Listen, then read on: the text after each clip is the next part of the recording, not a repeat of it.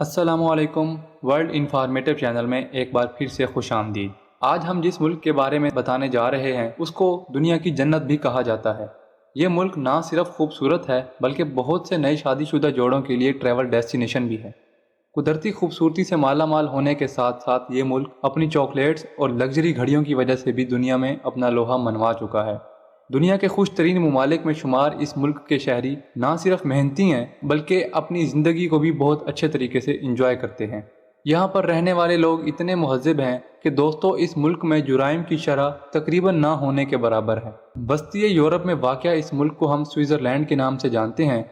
آج کی ویڈیو میں ہم سوئٹزرلینڈ کے بارے میں چند دلچسپ حقائق سے پردہ اٹھائیں گے۔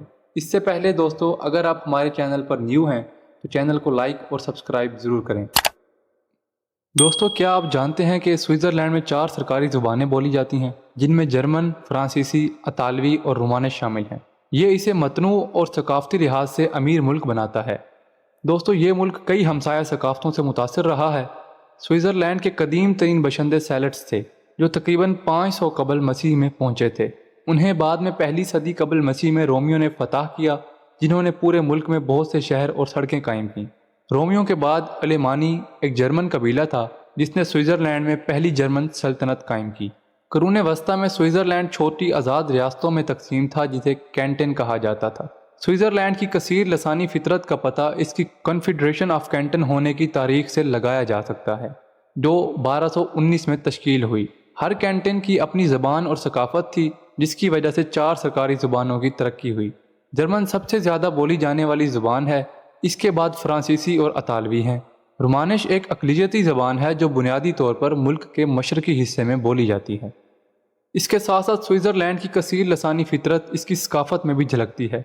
یہ ایک ایسا ملک ہے جو رواداری کی قدر کرتا ہے اور یہ اس کے فن اور موسیقی میں بھی جھلکتا ہے۔ سوئس ادب 4 سرکاری زبانوں میں لکھا جاتا ہے اور سوئس فنکار اور موسیقار اکثر اپنے کام میں مختلف ثقافتوں کے عناصر کو شامل کرتے ہیں۔ اس کے بعد دوستو سوئٹزرلینڈ اپنے پنیر کے لیے بہت مشہور ہے۔ یہاں پر تقریباً 450 سے زیادہ اقسام کی پنیر بنائی جاتی ہے جس میں عالمی شہرت یافتہ سوئس پنیر بھی شامل ہے۔ سوئٹزرلینڈ میں پنیر بنانے کی روایت تقریباً 800 سال پرانی ہے۔ سوئس پنیر دنیا میں پنیر کی سب سے مشہور اور معروف اقسام میں سے ایک ہے۔ یہ ایک سخت پنیر ہے جس کا رنگ ہلکا پیلا اور ایک مخصوص ذائقہ اور ساخت ہوتی ہے۔ سوئس پنیر کو ایک روایتی طریقہ استعمال کرتے ہوئے بنایا جاتا ہے جو سوئس پنیر بنانے والوں کی نسلوں سے گزرتا آ رہا ہے۔ اس کے بعد دوستو سوئٹزرلینڈ دنیا کا واحد ملک ہے جس میں براہ راست جمہوریت کا نظام لاگو ہے۔ براہ راست جمہوریت حکومت کا ایک ایسا نظام ہے جس میں شہریوں کو منتخب عہدیداروں کی طرف سے نمائندگی کرنے کے بجائے فیصلہ سازی کے عمل میں براہ راست شامل کیا جاتا ہے۔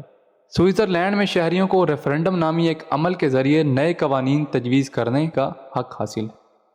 سوئٹزرلینڈ کے براہ راست جمہوریت نظام کے کئی فوائد ہیں۔ یہ حکومت میں شفافیت اور جواب دہی کو فروغ دیتا ہے کیونکہ فیصلہ سازی کے عمل میں شہریوں کی براہ راست رائے ہوتی ہے۔ یہ حکومت کو بہت زیادہ طاقتور بننے سے بھی روکنے میں مدد کرتا ہے کیونکہ شہری حکومت کی طاقت کو محدود کرنے کے لیے ریفرنڈم اور اقدامات کا استعمال کر سکتے ہیں۔ لیکن دوستو جہاں اس کے بہت فوائد ہیں وہاں اس کے کچھ نقصانات بھی ہیں۔ بار بار ریفرنڈم اور اقدامات کا انعقاد وقت طلب اور مہنگا ہو سکتا ہے۔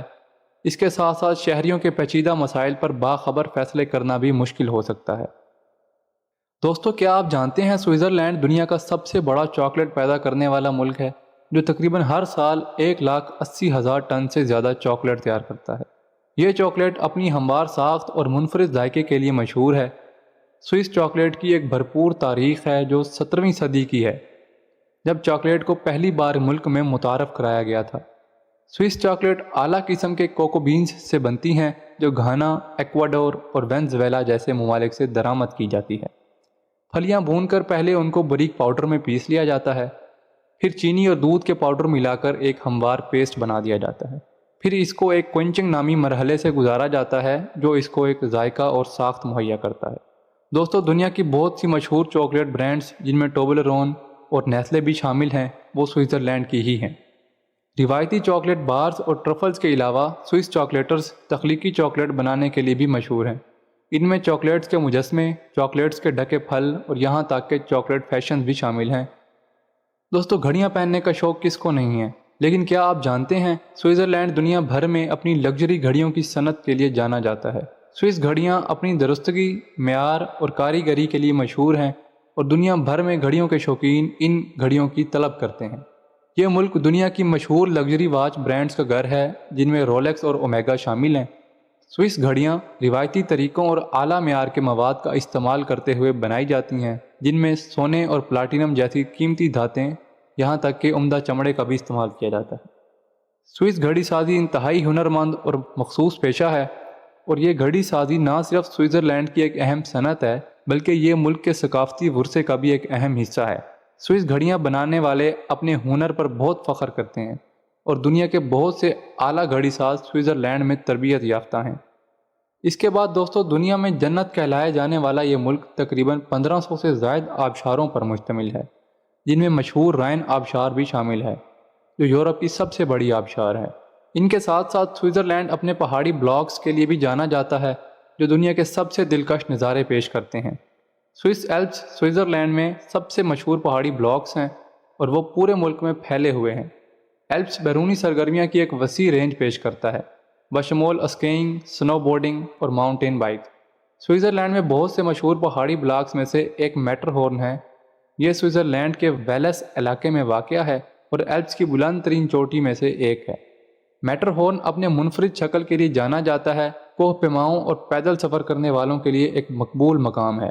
دوستو سوئٹزرلینڈ کی یہ خوبصورتی نہ صرف دنیا بھر سے سیاحوں کو اپنی طرف کھینچتی ہے، بلکہ بہت سی بالی ووڈ فلمیں بھی اس ملک میں بنائی جاتی ہیں۔ اس کے ساتھ ساتھ ہر نئے شادی شدہ جوڑے کا یہ ڈریم ڈیسٹینیشن بھی ہوتا ہے۔ اس کے بعد دوستو کیا آپ جانتے ہیں سوئٹزرلینڈ کو دنیا کے خوش ترین ممالک میں شمار کیا جاتا ہے، اور اس کی وجہ یہاں پر اعلیٰ معیار زندگی، بہترین صحت کی دیکھ بھال اور تعلیم کا نظام ہے، جس کی وجہ سے جرائم کی شرح بہت کم ہے۔ سوئٹزرلینڈ کے بہت خوش ہونے کی ایک اور وجہ یہاں پر کام اور زندگی کے توازن پر اس کی توجہ بھی ہے۔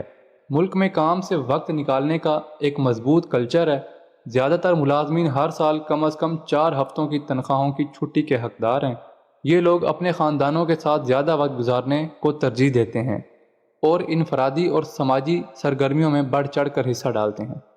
اس کے ساتھ ساتھ سوئٹزرلینڈ قابل تجدید توانائی میں سر فہرست ہے، جو تقریباً اپنی بجلی کا 60% سے زیادہ تر حصہ ہائیڈرو پاور پلانٹ سے پیدا کرتا ہے۔ اس کے پاس بہت سے دریا اور جھیلیں ہیں جن سے بجلی پیدا کی جاتی ہے۔ یہ ملک پڑوسی ممالک کو ہائیڈرو الیکٹرک پاور بھی برآمد کرتا ہے، جس سے فوسل فیولز پر ان ممالک کا انحصار کم ہو جاتا ہے۔